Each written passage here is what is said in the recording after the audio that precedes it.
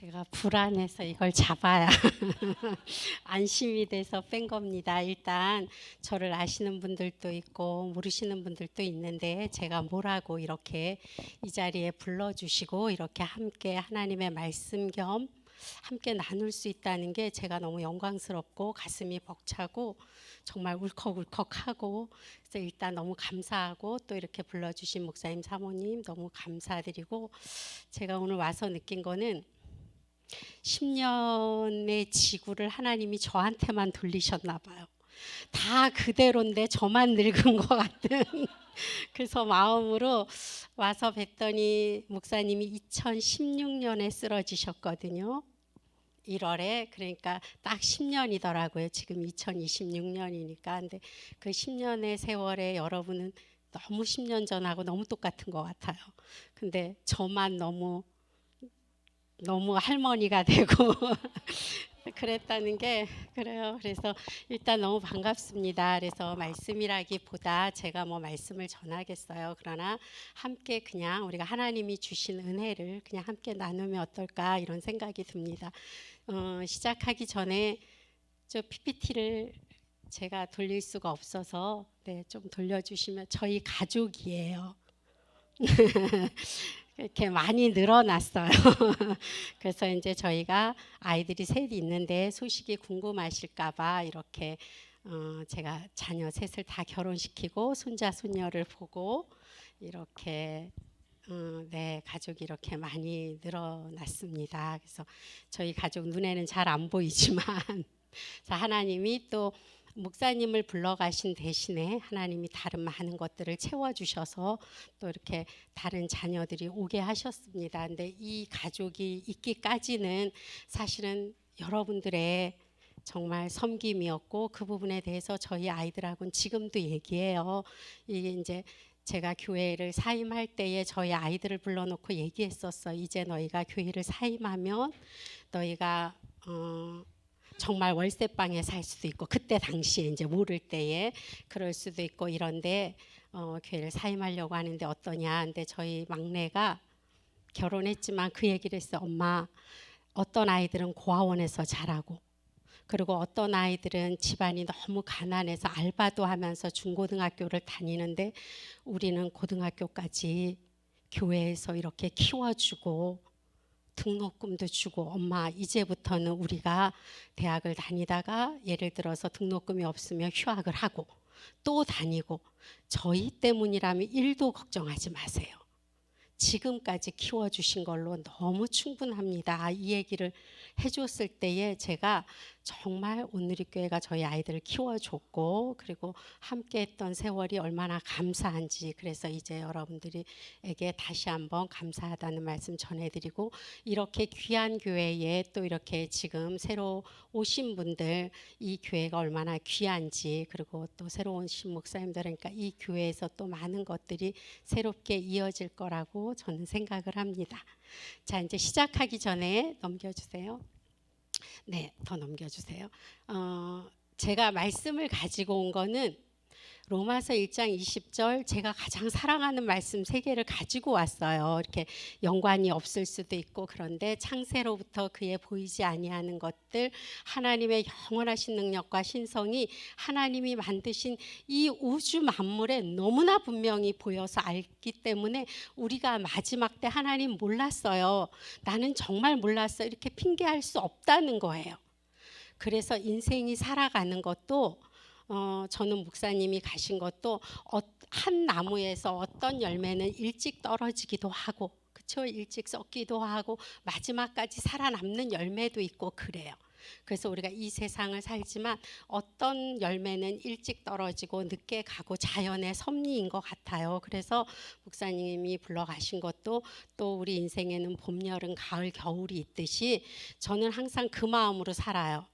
오늘 일이 많으면 여름인가 보다, 열심히 뛰라는 건가 보다.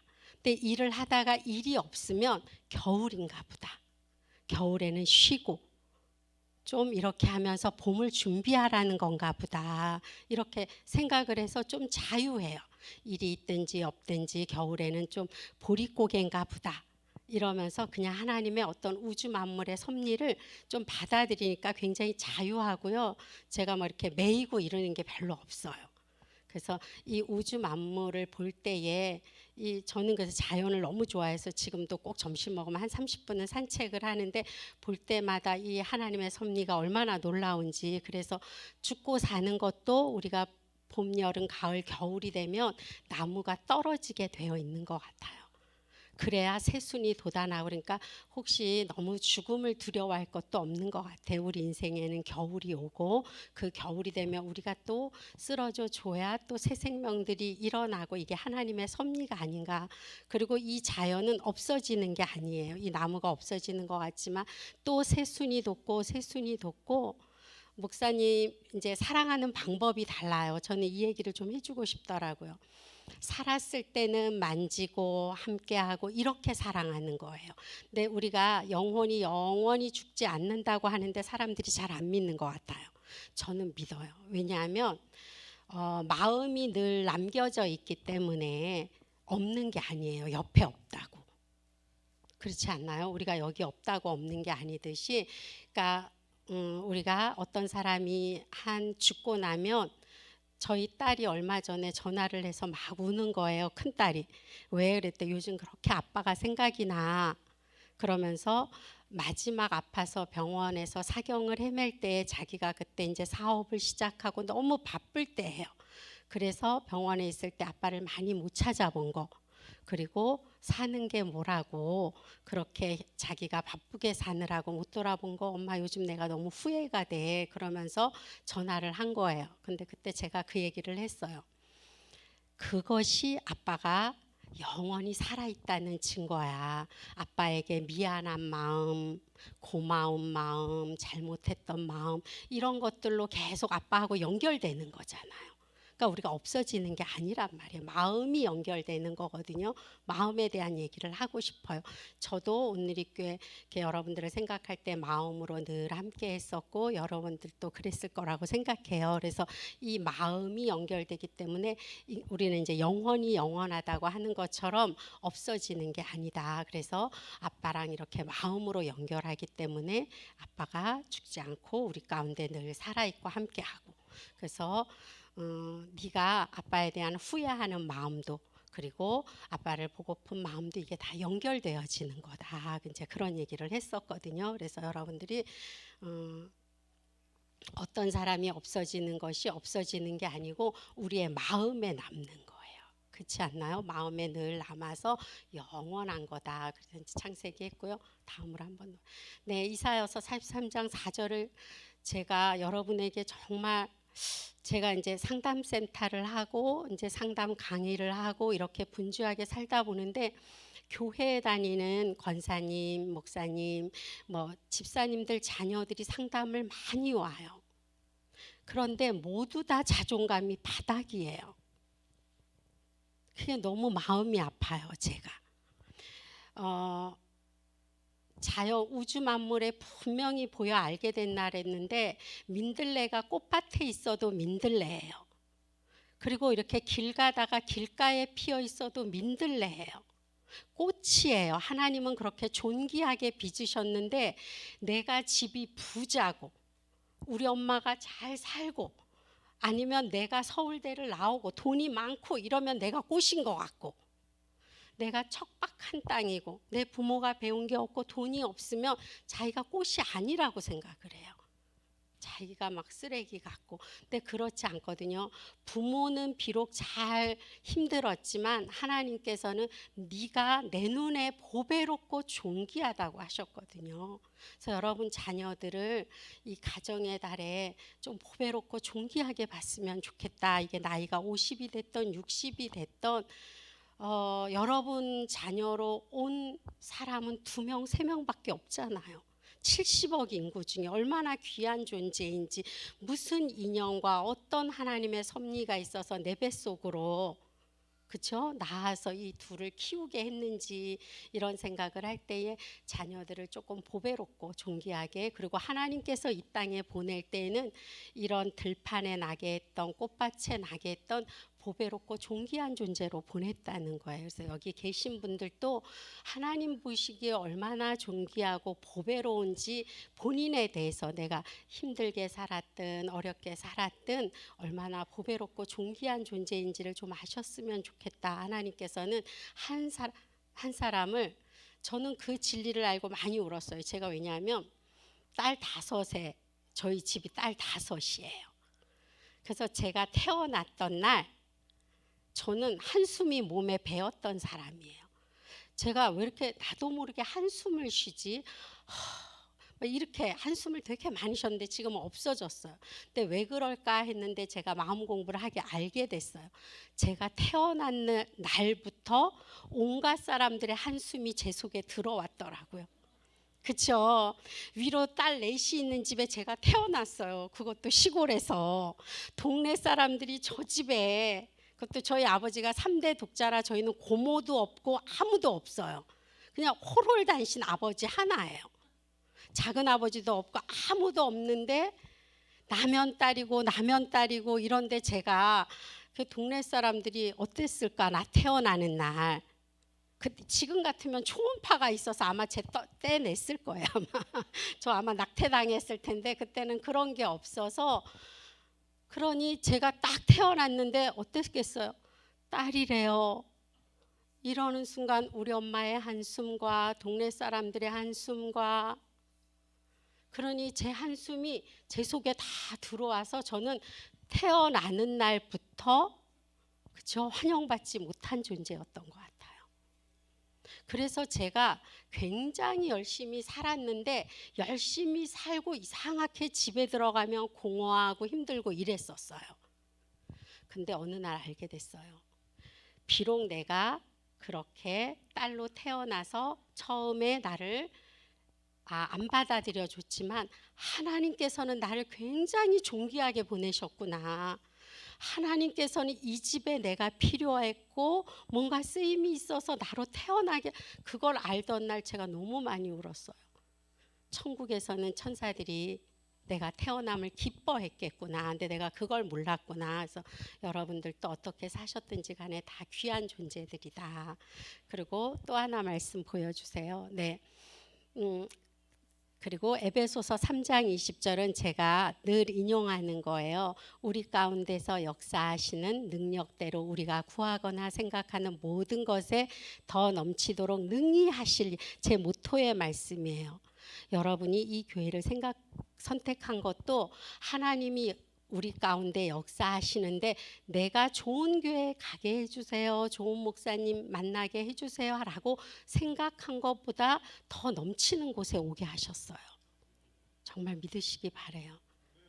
저는 제가 이거를 우리 사위와 며느리를 맞을 때 해준 말이에요. 나는 내가 이런 사위를 갖고 싶다, 이런 며느리를 갖고 싶다고 늘 기도했는데 너희들은 내가 구한 거나 생각한 것보다 훨씬 넘쳐. 멋지지 않아요? 여러분도 안 멋지세요? 그러니까 제가 우리 큰딸 사위가 정말로 왔을 때 제가 처음 한 말이에요. 나는 이런 사위, 우리 딸이 이런 배우자를 얻었으면 좋겠다라고 기도했는데 그것보다, 내가 생각한 것보다 하나님은 더 넘치고 훌륭한 너를 보내주셨다. 그러니까 우리 딸이 뭐라 그랬게요? 오빠라고 부르는데 남편을 오빠네 엄마도 나한테 이런 말 좀 해주라 그래. 이러면서. 근데 제가 며느리도 마찬가지예요. 정말 제가 구한 것보다 생각한 것보다 더 넘치게 저는 주신다는 믿음이 있어요. 저는 그래서 한 번도 우리 아이들 3명이 누굴 만나는지 누구랑 연애하는지 염려해 본 적이 없어요. 왜냐하면 하나님이 내가 구한 것보다 넘치게 주실 거니까. 여러분이 이렇게 말씀이 좀 자기께 되면 좋겠어요. 그냥 흘러 들어가는 말씀이 아니고. 그래서 제가 모든 것들은 다 제가 구하거나 생각하는 모든 것에 더 넘치게 정말 능히 해주셨던 것 같아요. 때로 고난이 있다면 하나님은 그 고난을 통해서 배우게 하시려고. 근데 제가 제일 가슴이 아픈 거는 우리 성도님들이 고통을 겪는데 고통에서 배움이 없다는 거예요. 고통을 아픔으로 지나가니까 제가 그게 너무 마음이 아파요. 어떤 고통이든 거기서 내가 무엇을 배울까 그렇게 생각해서 배우면 어느 날 하나님께서 넘치게 주시는 것 같아요. 내가 사업에서 실패했다면 내가 이 사업에서 왜 실패했지, 뭐를 잘못했지, 손님들에게 어떻게 했지, 뭐 아니면 어떻게 했지, 이런 걸 배우고, 그렇죠? 우리는 하나님 부르시는 날까지 배우는 존재이기 때문에, 아니면 자녀들하고 관계가 안 좋다 그러면 내가 이 안 좋은 관계에서 뭘 배워야 되지, 어떻게 해야 되지, 그러면서 우리가 부족한 게 아니고 후회하는 게 아니고 늘 배워야 될 것 같아요. 자, 배워서 가다 보면 좋겠다 이런 생각이 듭니다. 넘겨보겠습니다. 길게 하진 할 건가? 모르겠네요. 헷갈리네요. 몇 시까지 하는지 잘 모르겠어요. 제가 시를 가지고 왔어요. 시작하면서. 근데 나태주 시인 뭐 여러분 잘 알 거예요. 근데 여러분이 아는 거는 풀꽃 일만 알 것 같아요. 풀꽃 일은 다 같이 해볼까요? 자세히 보아야 예쁘다. 오래 보아야 사랑스럽다. 너도 그렇다. 그래서 이 교회 오래 다니시면 아마 서로 사랑스럽게 되지 않을까 그런 생각이 들고요. 풀꽃 2호. 네, 여기서부터는 여러분 잘 모르실 것 같아요. 풀꽃 2를 한번 읽어볼게요. 이름을 알고 나면 이웃이 되고, 색깔을 알고 나면 친구가 되고, 모양까지 알고 나면 연인이 된다. 이것은 비밀. 제가 좋아하는 시예요. 이제 여러분하고 저하고 이름을 알면 이웃이 되고, 색깔을 안다는 건 뭐냐면, 모르겠어요. 나태주 시인님이 저와 같은 해석을 갖고 이 시를 썼는지 모르겠어요. 근데 제가 해석한 거예요. 색깔을 안다는 건 빨강색, 파랑색, 초록색, 노란색 꽃에, 노란 꽃이네, 우리 인간의 마음의 감정이에요. 그러니까 저 사람이 저럴 때 성질을 내는구나, 저 사람은 저럴 때 행복해 하는구나, 파랑색. 저 사람이 저럴 때 뭐 그렇구나, 이렇게 색깔 정도를 알면 친구가 돼요. 그런데 모양까지 알려면 수술을 열어보고, 그쵸? 꽃잎이 몇 장인지 어떻게 생겼는지 이렇게 알게 되면 사랑하게 된대요.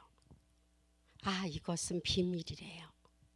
근데 이것이 조금 여러분들이, 목사님이나 여러분들이 서로 저도 목회를 해봤지만 이제 뭐 목회자인 저도 미숙했었고요. 인생에 세월이 있다 보니까 지금 살아서 제가 목회를 다시 한다면 뭐 예전처럼 안 할 것 같은 생각도 들고, 나이에서 깨달아진 다 미숙해요. 그런데 그것을 모양까지, 왜 사모님이 혹은 왜 집사님이 왜 장로님이 저렇게 할 수밖에 없으셨을까라고 그 모양까지 내가 알게 되면 우리가 다 사랑하게 되는 것 같아요. 근데 그거를 색깔까지 알면서 목사님 오늘 성질 내셨네. 뭐 예를 들자면 빨강색이네. 그렇죠? 요즘 모자무사라는 드라마가 있어요. 여러분은 기도 많이 하시니까 드라마 안 보시죠? 주일을 준비해야 되니까 토요일 날 12시에 끝나니까 보시면 안 될 수도 있어요. 모두가 자신의 무가치함과 싸우고 있다라는 드라마예요. 나중에 시간 날 때 뭐 넷플릭스나 이런 걸로 보시면 굉장히 힐링이 되는 드라마인데, 거기 보면 감정에 대한 얘기들이 굉장히 많이 나오고 있어요. 근데 이렇게 빨갛게 이렇게만 알면 화가 나요. 친구 정도는 될 수 있어도. 근데 왜 그럴까 하면서 좀 우리가 마음으로 기도하면서 이해한다면 서로 사랑하게 되지 않을까 이런 생각이 들고요. 세 번째 시입니다. 같이 한번 이거는 좀 세게 읽어보죠. 기죽지 말고 살아봐. 꽃 피워봐. 참 좋아. 네, 그래서 여러분들이 좀 기죽지 말고 끝까지, 뭐 우리 여러분은 안 그러시겠지만 목사님들도 요즘은 자살을 막 하시고 그래요. 정말 너무 힘드니까. 그런데 끝까지 살아보면 참 좋고, 그리고 인생이, 여기 계신 분들 있지만 그 운동 같은 것도 전반전이 힘들다고 후반전이 꼭 지는 건 아니에요. 그렇죠? 전반전이 졌는데 후반전에 역전도 해요. 인생에 전반전이 너무 힘들었어도 후반전에 평안이 오고요. 그래서 여러분들이 끝까지 하나님이 부르시는 날까지 사셔야 되고요. 주어진 생명을, 그래서 조금 고통스럽고 이렇게 몸에 아픔이 있고 질병이 있어도 누구는 정말 살고 싶어도 안 됐던 오늘이라고 하잖아요. 그러니까 제가 목사님 쓰러지고 병원에서 제가 여러분에겐 얘기했는지 모르겠는데 그 수술을 다 받고 치료를 다 받고 나오는 날 목사님하고 곰탕을 먹으러 갔어요. 그랬는데 이렇게 우리 이현덕 권사님, 이효섭 장로님처럼 이렇게, 근데 두 분은 너무 젊으셔갖고 이게 비교가 안 되네. 여기서 보니까 까만 머리에, 근데 하얀 머리를 한 두 노부부가 지팡이를 짚고 와서 곰탕을 드시러 오시는 거예요. 제가 그거를 보고 오열을 했어요. 늙는 것도 하나님이 허락하셔야 되는구나. 늙음을 함께 둘이 갈 수 있다는 것도 하나님이 허락하셔야 되는구나. 여러분, 우리가 하는 게 아니에요. 정말 하나님이 허락해야 되는 문제인 것 같아요. 그렇죠? 그때 제가 그 암 진단을 받고 그 곰탕을 못 먹고 나왔어요. 그때 너무 그 두 부부를 보는데 저렇게 늙어갈 수 있을까? 이 병이 나아서. 그런, 지금 옆에 있는 사람이 사실은 너무 싫죠. 너무 꼴보기 싫죠. 근데 없어 보면 얼마나 소중한지 알아요. 팔도 있을 때는 잘 모르는데, 그래서 지금 있는 사람이 되게 귀하답니다. 예, 넘겨보겠습니다. 이게요, 이제 제가 쓴 책이에요. 사실은 마음을 알면 삶이 편해진다를 제목을 마음을 알면 가정이 편해진다로 가지고 왔는데 그 책의 106쪽, 201쪽에 쓴 내용들이에요. 그래서 오늘 강의가 제 책에 있는 내용들을 가지고 왔어요. 근데 저기 아프리카의 카라하리 사막의 부시맨들은 2명의 굶주린 사람들이 있다고 얘기를 해요. 하나는 리틀 헝거, 그러니까 작은 배고픔을 가진 사람들이 살아가고 있고, 또 하나는 큰 배고픔, 그레이트 헝거로 살아가는 사람들이 있다라고 그 부족은 얘기를 해요. 뭐냐면 리틀 헝거, 작은 배고픔은 우리가 진짜 배고픈 거예요. 먹을 게 없어서. 근데 지금 리틀 헝거는 없어졌어요. 여러분이 굶어 죽진 않잖아요. 배고프신가요? 쌀이 없나? 제가 목회할 때만 해도 그쵸? 쌀이 없은 적이 있고 그렇지만 지금은 그렇지는 않아요. 그러니까 작은 배고픔은 없어졌는데 지금은 그레이트 헝거, 큰 배고픔이 있어요. 그래서 여러분들이 인간을 이해해야 돼요. 여러분의 자녀를 이해해야 돼요. 이게 무슨 말이냐면 나는 못 먹었던 시대에 죽어라고 돈을 벌어서 너희들을 먹이고 공부를 시켰는데 뭐가 부족해서, 왜 너희들이 이렇게 무능력하고 직장도 못 가고 은둔형 외톨이로 있고 왜 그러는 거야? 그렇게 얘기할 수 있어요. 무능력한 게 아니에요. 찌질한 것도 아니에요. 아이들이 그레이트 헝거가 있었어요. 그게 무슨 말이냐면 큰 배고픔은 뭐냐면 의미에 대한 배고픔이 있어요. 의미가 없어서 배가 고픈 거예요. 내가 살아가는데 의미가 있어야 되는데 요즘 아이들은 의미가 없어요.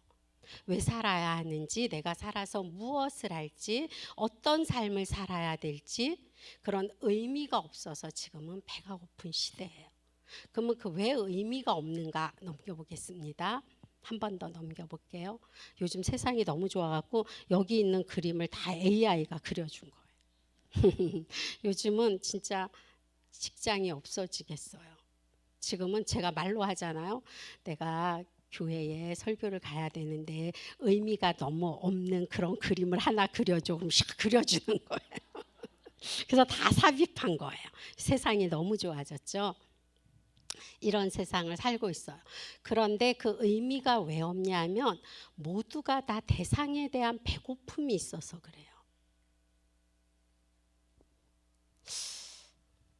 사람들이 다 허해요. 허기가 졌어요. 그래서 요즘 이렇게 먹방 유튜브가 유행이고 이래요. 먹어도 채워지지 않는 그 배고픔이 있어요. 그게 뭐냐 하면 대상, 내 마음에 쏙 들어와 있는 한 사람 아니면 주님. 그 대상이 없어서 마음이 텅 비어서 배가 고파서 그래요, 아이들이. 왜냐하면 부모님들이 우리 이제 이렇게 교회 오지만 저도 그랬는데 하나님도 사랑하지만 내 뱃속으로 낳은 자식들에게 최선을 다해야 돼요. 그렇죠? 왜냐하면 내가 낳았잖아요. 애들이 낳아달라고 하지 않았잖아요. 자기들이 좋아서 낳았잖아요. 그렇죠? 그러면 최선을 다해서 자식들에게. 왜냐하면 여기도 보면 삶이 공허하고 삭막한 것은 사랑하는 사람의 마음이 충분히 마음에 안 들어와서 허해요. 그럼 이 사랑하는 사람의 마음이 쑥 들어오게 하려면 제가 방법을 알려드리면 저도 그랬고요. 부부간이 살면서 여러분 안에 대상이 마음에 들어왔나? 여러분이 만약에 제가 그런 생각을 하는데 죽을 때 삼성의 그룹의 회장이든 저든 가난한 사람이든 다 병원 침대 한 칸에서 죽어갈 거예요. 그렇죠? 그 침대가 조금 럭셔리할 수도 있고 그렇지만 침대에서 다 죽어가요. 그리고 그때는 아무것도 할 수 없어요. 그때 무엇을 할까? 그때 할 수 있는 게 뭘까? 오직 할 수 있는 건 추억하는 거예요. 그렇지 않나요? 지나온 세월을 쭉 추억해야 될 때에 그때 내가 만났던 사람들 좋은 기억을 추억이라 그래요. 죽어가면서까지 그 인간을 데리고 가야 되는데 이러는 게 아니고요. 좋은 기억을 마음에 이렇게 하면서 마지막에 기쁨으로 죽어가는 거. 우리는 하나님 앞에. 그렇지 않? 그러려면 여러분들이 좋은 추억을 많이 쌓아야 돼요. 그래서 교회에서 너무 싸우지 마시고요. 좋은 추억을 많이 쌓아야 돼요. 그렇지 않나요? 저는 아이들하고 별로 화낼 일, 여러분들이 어버이날에 애들이 안 찾아오나요? 이건 제가 자랑을 하려고 하는 게 저 며느리랑 같이 살거든요. 요즘은 있을 수 없는 일인가요? 며느리하고 같이 살아요. 아들 며느리랑. 여기 며느리 되신 분들은 헉할 거예요. 이 무슨 난리야. 요즘은 다 시어머니를 싫어해요. 그냥 싫어하더라고 보니까. 그냥 이유가 없어. 잘해줘도 싫대요. 진짜로. 잘해줘도 싫고 그냥 싫어요. 시어머니들이. 요즘은 그런 시대예요. 근데 어제도 제가 토요일마다 공주교육대학원의 대학원에 출강을 하는데 토요일 아침 9시부터 제가 저녁 5시까지 강의를 하는데 우리 며느리가 어머니 제가 운전하고 어머니 모시고 갈까요? 이러는 거예요. 토요일 날이라 쉬니까. 야, 나 좀 혼자 놔두면 안 되니? 그랬더니 그냥 어머니 모셔다 드리고 어머니 강의할 동안 공주에서 놀다가 어머니 오실 때 제가 모시고 올게요. 이러는 거예요. 그래갖고 얘가 나를 너무 감시를 하는 거예요. 맨날 내일은 뭐 하세요? 모레는 뭐 하세요? 뭐 이러는 거야. 자기가 놀으려고 같이. 저희는 목욕도 같이 가고요. 맨날 등을 밀어주면서 하는 말이 걔는 등치가 커요. 자기 엄마도 등치가 커요. 그러니까 어머니 등은 반값만 내야 되는 거 아니에요? 이제 맨날 밀어주면 자기 엄마를 밀어주다가 저를 밀으면 너무 조그만 거에 타고 생각을 하나 봐요. 근데 제가 이 얘기를 하는 건 며느리나 제가 잘 산다는 걸 자랑하려고 하는 게 아니에요. 관계가 좋으려면 하나밖에 없어요. 뭘까요? 네? 홍윤석 장로님. 하자는 대로 따라하면 맞았어요. 하자는 대로 따라하면 되고요. 또 하나. 관계가 좋으려면 우리 인간관계에서 그런 거 아니에요? 또 관계가 좋으려면 뭐예요?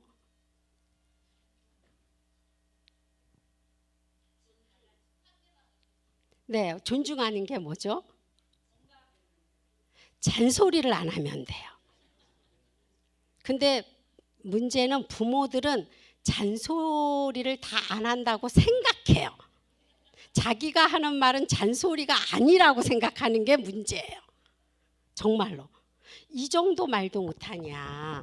이거 19살이 넘어서 성인이 되면 절대로 한마디라도 하면 안 돼요. 왜 하죠? 19살 성인인데? 아니, 성인은 뭐예요? 자기 맘대로 사는 걸 성인이라고 하거든요. 근데 내 돈을 뺏어가고 이렇게 범법 행위를 하면 얘기를 해야지. 근데 왜 19살이 넘으면 자기 인생을 살아가야죠. 자기로서.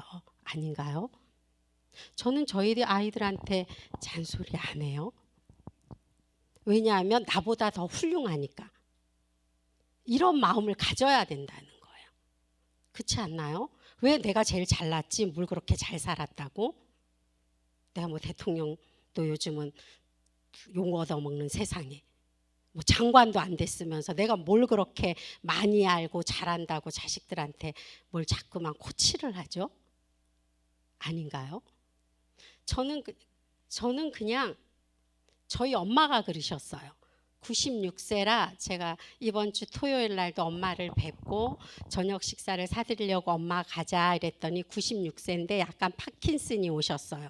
그래서 엄마가 이렇게 음식을 먹으면 자꾸 흘린대요. 그래서 그냥 보기 흉하다고 이제 외식 안 하고 싶다냐, 집에 있는 밥을 같이 먹자 이래가지고 토요일 엄마랑 밥을 먹는데, 제가 우리 엄마는 배우지도 않고 우리 엄마는 돈이 많지도 않아요. 우리 엄마는 가난하고 돈도 없고 배운 것도 없는데, 저희 엄마를 제가 너무 좋아하는 이유 하나는 저희 엄마도 저한테 한 번도 잔소리를 안 했어요. 그냥 제가 하는 거는 와 신기하다. 네가 어떻게 구구단을 외우니? 정말 구구단 외울 때 다른 사람 같으면 9구단을 외워서 2단 외우면 3단 외워봐, 4단 외워봐 막 이러는데, 엄마는 그냥 내가 9구단을 외우면 어떻게 이렇게 신기하다. 9구단을 다 외우니? 뭘 하면 어떻게 이렇게 고등학교를 척척 붙니? 근데 이게 저희 엄마가 요리를 엄청 잘하세요. 여기 아시는 분들이 있을 거예요.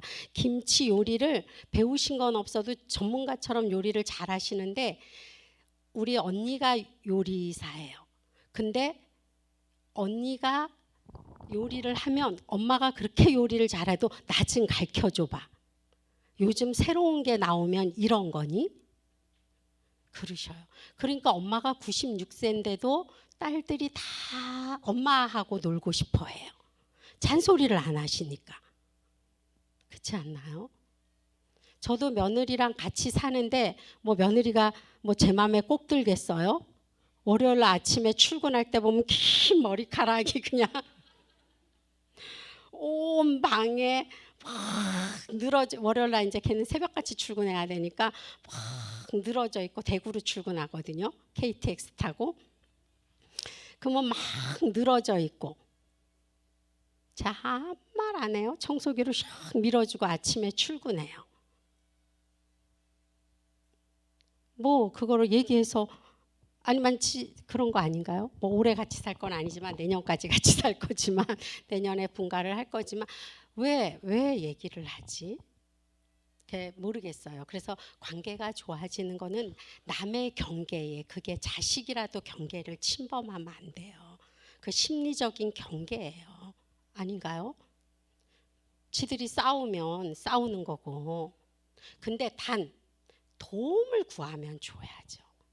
엄마, 저는 우리 딸이 손자 손녀 키우는 거 보면 마음에 들겠어요? 안 들지. 안 들죠. 그러나 그의 새끼고, 그렇죠? 나도 내 새끼를 맘대로 키운 것처럼 손자 손녀가 잘못되든 말든 그 애가 키워야 될 몫이고. 그래서 전 얘기 안 해요. 그런데 전화를 하죠. 그렇게 얘기를 하니까 엄마 오늘 이런 일이 있었는데, 이제 둘째 딸 같은 경우 아기가 18개월이니까 엄마 배변 훈련은 언제부터 시키는 거야? 이제 시작해도 돼? 뭐 이렇게 물어볼 때는 제가 알려주죠.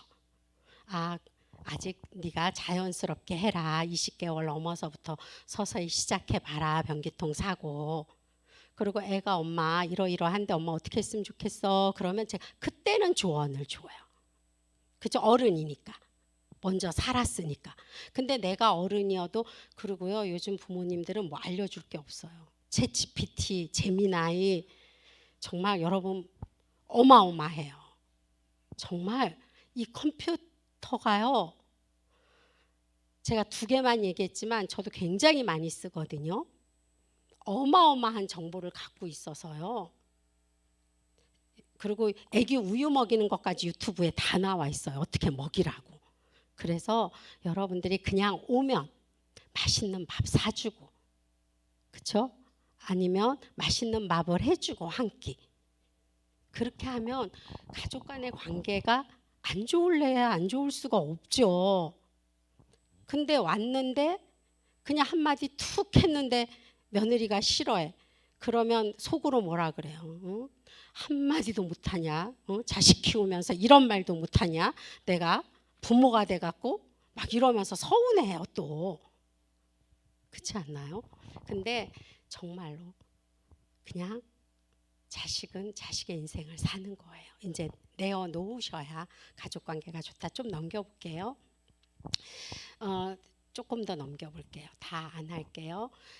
왜냐하면 제가 이 얘기를 왜 하냐면, 하나님이 이르시되 우리의 형상을 따라 우리의 모양대로 우리가 사람을 만들고, 하나님이 이르시되 우리의 형상대로 우리의 모양대로 우리가, 하나님이 이르시되 우리가 하나님도 성부 성자 성령으로 관계하셨고, 제가 오늘 관계에 대한 얘기를 하려고 그래요. 그렇죠? 하나님도 홀로 있지 않으시고 관계하셨고, 여호와 하나님이 이르시되 사람이 혼자 사는 것이 좋지 아니하니 내가 그를 위하여 돕는 배필을, 혼자 있는 걸 하나님 안 좋아하세요. 맞죠? 근데 요즘은 다 혼자 있어요. 애들이 외동에다가 학교 가면 다 고립돼 있고 왕따 당하고. 근데 이 고립이 왜 안 좋냐면, 하나님이 인간을 만들 때 본성 자체를 관계하는 존재로 만드신 거예요. 연결되도록 만드신 거예요. 마음이 연결되는 거. 이거는 우리의 본성이고 우리의 어떤 본능이고요. 하나님의 창조 목적이세요. 연결되도록 만드셔서. 근데 요즘은 다 결혼도 안 하고 은둔형 외톨이로 혼자 사는 사람이 너무 많으니까 다 지금 사람들이 허기지고 배고프고 힘들어요. 그래서 관계를 잘하는 게 이제는 살아남는 거고, 아이들에게 뭔가 돈을 많이 벌어라 뭐 그러지 않아도 돼요. 관계를 잘하도록 가르쳐야 돼요. 그래야 21세기를 4차 혁명 시대를 살아남아요. 제가 하루에 만나는 인원이 엄청 많아요. 상담으로. 왜 다 괴로우냐면 관계가 안 돼서 괴로워요. 아무도 없어요. 마음에. 정말 관계가 안 되면 하나님을, 그냥 하나님을 믿지 말고 하나님을 좀 마음에, 우리가 영접한다 그러잖아요. 여러분 정말 예수님 영접했는지 잘 모르겠어요. 저는 예수님이 마음에 계셔야 되거든요. 그 마음, 저는 교인들이 별로 예수님 마음에 없는 것 같아요. 정말로. 입으로만 영접했지. 남편도 마음에 있어야 돼요. 여러분 이거를 제가 어떻게 설명해? 아내가 마음에 있어야 돼요. 마음에 있는데 남편이 죽었다고 슬픈가? 아내가 죽었다고 슬픈가? 내 마음에 있는데. 물론 안 보니까 허전한 건 있지만 살 수 있어요. 자식도 마음에 있어야 되고 아이들도 부모가 마음에 있으면 든든해요. 미국에 가도 든든하고 어디 가도 든든한데 마음에 넣을 수가 없는 이유가 있어요. 안 좋으니까. 부모가 나한테 잔소리하고. 그러니까 엄마를 마음에 넣으면 어떻게 되겠어요? 엄마의 잔소리가 귀에서 지지지지지지지 이러니까 마음에 넣을 수가 없죠. 좋은 게 많아야 마음에 들어와요. 좋은 추억이 많아야 마음에 들어와요. 자식하고. 그래서 좋은 추억과 좋은 관계를 해야 사람이 마음에 들어와요. 그럼 이제 오늘부터 어떻게 하냐면, 길을 가다가 좋은 장면이 있으면 사진을 찍어서 남기잖아요. 똑같아요. 마음에 남기는 방법은, 남편하고 오늘 맛있는 밥을 먹었어. 그러면 그 장면을 찍어야 돼요. 생각으로. 그래서 마음에 넣어야 돼요. 아, 남편하고 오늘 이걸 먹었는데 너무 맛있었다. 아우, 되게 좋으네. 이러고, 왜냐하면 그냥 지나가면 이게 마음에 안 찍혀요. 하나님도 마찬가지예요. 하나님의 말씀도 아까 제가 말씀한 것처럼 저는 자려고 침대에 누우면 남편이 간 지 4년 됐지만 아직도 남편이 옆에 누워 있는 것 같고요. 그리고 또 하나 하나님에 대한 게 마음에 하나님 오늘 하루 잘 살고 들어왔어요. 제가. 그래서 이제 누워갖고 침대에 하는 기도가 전 별게 없어요. 하나님 제가 오늘 하루도 너무 수고하고 애쓰고 하루를 잘 살고 누웠어요. 하나님 이 밤에 절 데려가셔도 저는 1도 후회가 없어요. 그리고 하나님 오늘요 누구누구를 만났는데 하나님이 만나게 해주셨고 허락해 주셨고 제가 오늘 이런 걸 했는데 하나님 제가 한 건 아무것도 없어요. 하나님이 이걸 다 허락하셔서 된 일이 그렇잖아요. 우리가 코로나가 지금도 그러면 제가 여기 올 수도 없고 우리가 할 수 있는 건 아무것도 없잖아요. 다 하나님이 하셔서 하는 거지. 오늘 가다가 우리가 교통사고 나면 아무것도 아닌 거 아니에요. 그러니까 그거를 그냥 하나님이 해주셨어요. 이러고 이제 저녁마다 하나님을 제 안에 넣어요. 근데 그냥 감사기도를 이렇게 형식적으로 하는 것과 좀 다른 것 같아요. 그리고 또 하나 저는 아이들도 마음에 넣어요. 저녁에 하는 일이 그래요. 손자 오늘 나한테 문자했지. 할머니 사랑한다고. 너무 예쁘다. 너무 귀하다. 이러고 마음에 넣고. 그렇게 밤마다 누워서 이렇게 마음에 사진을 하나씩 찍어놔요. 사진 찍는 작업을 하셨으면 좋겠어요. 여러분이. 그거를 그냥 넘기지. 그래서 마음에 사진이 많이 찍혀 있어서 대상이 마음에 많이 들어와 있으면 여러분들이 살아가는 게 그렇게 고통스럽지 않아요. 되게 행복하고요. 그러니까 이렇게 같이 밥 먹고 이런 것들도 좀 사진을 찍어서 마음에 이렇게 제가 이제 상담을 했던 아이 중에 이제 마칠게요. 준비를 많이 했는데 뭐 필요 없을 것 같고요. 제가 상담을 했던 아이 중에 부모가 이혼을 하고 10살짜리 아이였어요. 부모가 다 이혼을 해서 할머니 집에 맡겼어요. 태안에. 근데 제가 태안 아이를 상담한 적이 있었는데 할머니 집에 맡겼는데 얘는 늘 할머니가 돌아가실까 봐 무섭고 공포스럽고 이래서 얘는 귀신 같은 것도 어른하고 이래요. 그래서 얼마나 그렇겠어요. 할머니마저 없으면 어떻겠어요. 10살 아이가. 그러니까 할머니가 돌아가실까 봐 늘 무서워요. 그래서 저는 이런 데서 하는 거나 상담이랑 똑같아요. 그래서 제가 그 아이를 상담하면서 뭐라 그랬게요. 할머니하고 좋았던 추억 좀 얘기해 봐. 할머니가 어떤 게 좋아? 그럼 할머니가 들어오면 밥을 해 놓으셨대요. 그랬구나. 그런 할머니가 어때? 좋구나. 그래 되게 좋지? 찰칵. 우리 그런 작업하거든요. 찰칵 네 마음에 그 장면을 한번 이렇게 생각해봐. 그리고 할머니하고 손잡고 걷는 거, 할머니하고 같이 청소하는 거 마음에 좀 넣어봐. 그러면 나중에 할머니가 너보다 먼저 돌아가시면 네가 그때 할머니하고 같이 이미지로 사랑하는 거야. 할머니가 있을 때는 실체와 사랑을 하고 이렇지만 없을 때는 우리가 이미지로 사랑하는 거야. 할머니가 그랬지 저랬지 그렇게 얘기를 했는데 얘가 그 다음부터 할머니 죽는 걸 무서워하지 않는 거예요. 귀신도 안 보인다고 하고. 그래서 여러분들이 그런 거를 잘 안 해요. 그래서 마음에 뭐가 여러분 앨범에만 사진이 많지 여러분 마음에 뭐가 들어와 있는 게 없어요. 그러니까 남편이 있어도 외롭고 아닌가요? 허전하고 자식이 있어도 외롭고 허전하고 그쵸? 마음에 들어와 있는 게 없으면 맨날 남편하고 밥 먹고 이러는데도 맨날 외롭대. 그렇잖아요. 그게 왜냐하면 남편을 마음에 안 들여서 그래요. 예수님을 마음에 내 마음에 들어와 주세요. 영접하듯이 아내도 마음에 좀 드리고 그 안에 그 남편 여러분이 보시기에는 정말 별 볼 일 없지만 하나님은 여러분의 꼬라지를 알고 계세요. 그래서 그 남편이 내가 구한 것이나 생각한 것보다 훨씬 넘치는 사람이에요. 정말.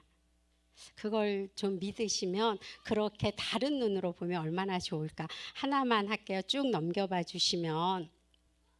네, 네, 넘겨보세요. 네, 조금, 네, 여기. 다음, 네, 한 번만 더 넘겨볼게요. 이거 다, 잠깐만요. 이런 걸 다 AI가 만들어준다니까 너무 신기하죠. 제가 지시를 해요. 머리에 하얀 할머니랑 손녀뻘 되는 성인 여자가 서로 다정하게 보고 있는 모습을 그려줘. 이랬더니 이렇게 그려준 거예요. 그것도 5초 만에. 세상이 얼마나 진짜 어떡하면 좋아. 미술에도 소용이 없을 것 같고 이제는. 네, 그런데 이제 요 얘기만 할게요. 관계는 우리는 기독교라기보다는 유교 문화가 너무 우리나라에 들어온 것 같아요. 기독교는 하나님이 먼저 찾아오셨어요. 맞죠? 인간이 하나님을 찾아간 게 아니고 하나님이 먼저 찾아오셔서 하나님이 먼저 죽어주셨어요. 그리고 하나님이 먼저 인간의 죄를 위해서 고통을 받으셨어요. 그럼 부모가 먼저 고통을 받아야죠. 아닌가요? 부모가 더 아픈 거예요. 근데 우리는 자식에게 효도하라고 하잖아요. 아닌가요? 이게 성경은 하나님이 그래서 관계는 성숙하고 어른이 먼저 푸는 거예요. 혹시 여러분 중에 자식하고 관계가 깨어져서 지금 며칠째 안 보고 계신다. 그런 분이 있다면 어린 거예요. 나이는 70, 80 드셨어도 정신은 미성숙하신 거예요. 관계는 어른이 푸는 거야. 내가 죄를 짓고 난리를 쳤는데 주님이 찾아오셨어요. 그래서 만약에 자식이 내 마음에 안 들고 나한테 따지고 가면 어른이, 누가 어른이에요? 어른이 전화하는 거예요. 아유, 미안해. 왜 그랬어? 많이 속상했나 봐. 근데 이게 이제 이렇게 저처럼 한 번 한다고 여러분은 안 풀릴 거예요. 왜냐하면 너무 오랜 세월 동안 자식이 지금 화가 나 있어서 만약에 그렇다 그러면 그다음 문자를 중간중간에 남겨놓으시면 돼요. 엄마가 저기 잘 키운다고 최선을 다했는데 네 마음에 상처가 좀 있었나 봐. 미안해. 미안해. 며칠 전에 저희 큰딸이 뭐라 그러냐면 뭘 하다가 요즘 초등학생들은야 초등학교 때부터 화장하더라 이랬어요. 그때 우리 큰딸이 뭐라 그러냐면 자기가 중학교 1학년 때 빨간 립스틱을 발랐더니 엄마가 뒤지게 팼다는 거예요. 그래가지고 그래서 제가 뭐라 그랬냐면 뒤지게는 아니지 않냐? 그랬더니 때린 사람은 생각을 못해도 맞은 사람은 안다는 거예요.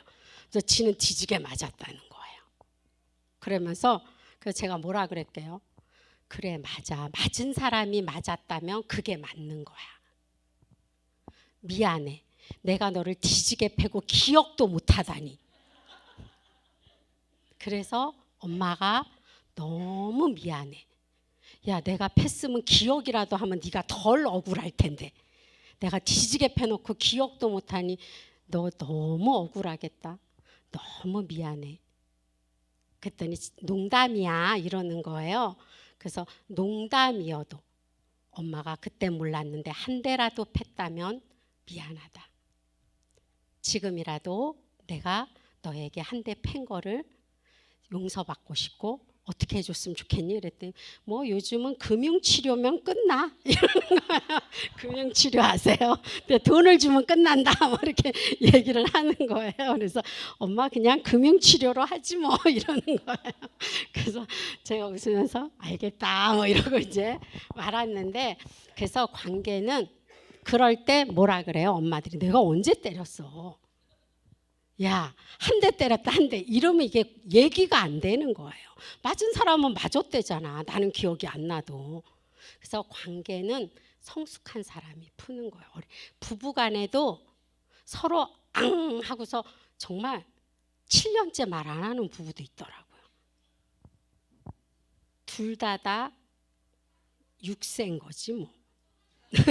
그렇죠? 삐져갖고 말 안 하는 건 6세잖아. 그러니까 먼저 두 분 중에서도 먼저 성숙한 사람이 에휴, 여보 왜 그래? 그냥 말하고 살자. 미안해. 이러고 풀면 되는데. 그렇죠? 그래서 어른이 푸는 거예요. 왜냐하면 주님이 우리를 찾아주셨기 때문에. 그래서 공감이 어려운 게 아니고 내 속에 가득한 틀과 규칙을 좀 내려놓고 그냥 인생이 뭐라고 뭘 그렇게 이래야 한다 저래야 한다 규칙이 많아요. 그냥 아까 얘기한 대로 관계가 좀 연결되고 마음이 편하면 좋은 거 아니에요? 내가 마음이 편하면 하늘에서도 내 삶을 편하게 해줘요. 그래서 고통스럽게 하지 말고 그래서 어른이 먼저 좀 이렇게 툭 여기 어른들이 많이 계시니까 자식들하고 며느리하고 마음에 안 들어도 그냥 어른이니까 그렇죠? 주님이 찾아오신 것처럼 이렇게 풀면 좀 관계가 좋고 가족도 그런 걸 훈련해야 내 아이도 자기 자식에게 그렇게 할 거고 그래서 우리가 다 어른이니까 관계에 있어서 어른이 좀 풀면서 가면 가정의 달에 혹시 맺혀 있는 게 있다면 말로 해서 안 풀리면 문자하고 톡하고 근데 자식이 연락하지 마세요 이렇게 하면 또 계속 연락하면 안 되잖아요. 그 자식 연락하지 마세요. 그러면 한마디만 남기면 돼요. 나는 너의 부모고 네가 나한테 서운해도 너는 나의 자식이니까 네가 마음이 풀릴 때까지 내가 기다릴게. 네가 풀리면 언제든지. 그쵸? 그게 탕자의 비유 아닌가요? 오면 그때 내가 그리고 미안해.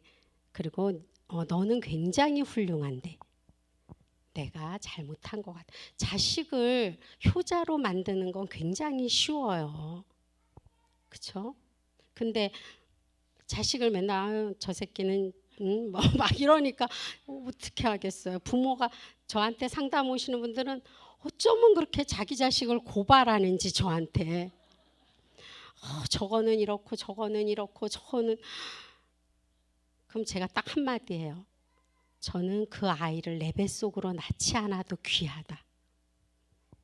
근데 어머님은 어머니 뱃속으로 낳았는데도 어떻게 이렇게 귀하지 않냐 그 얘기를 하거든요. 그래서 여러분들이 네, 강의는 아니니까 그냥 살아가는 동안에 여기 관계에서도 교회에서도 특히 삐져가지고 교회는 특히 그런 것 같아요. 그렇죠? 그러지 말고 계속 삐진 마음이 올라오면 이 말 한마디만 하세요. 나는 몇 살? 나는 몇 살? 이렇게 흥 삐졌어 이러는 거는 몇 살이에요? 유치원 때 하는 거예요. 그럼 내가 나이를 70 먹었는데도 정신 연령은 6세구나 이렇게 생각하시면서 그냥 교회 안에서 어떤 관계가 있으면 어른이 푸는 거다. 그래서 좀 이렇게 가셔서 뭐 나한테 서운했냐? 그냥 잘 지내자 이렇게 하고 그냥 풀고 그래야 여러분의 인생이 좀 편안하게 가고 자식들도 편안하게 가요.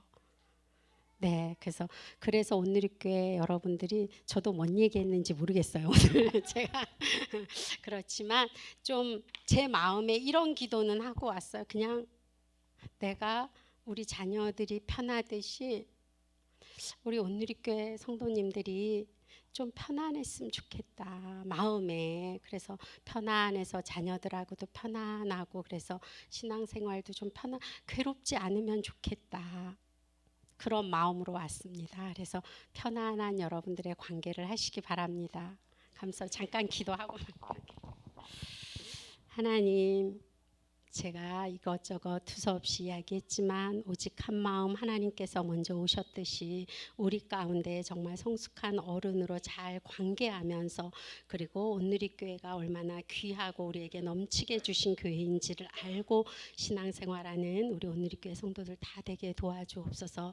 하나님께서 놀랍도록 정말 복을 주셔서 특별히 이 가정의 달에 우리 성도님들의 건강을 지켜주시고 가족들의 아버지 하나님 건강들도 지켜주시고 주시고 무엇보다 온 가족이 정말 하나님 앞에서 하나님이 이 땅을 만드신 에덴 동산처럼 아름다워지는 가정들이 되게 인도하여 주옵소서. 감사하고 예수님 이름으로 기도드렸습니다. 아멘.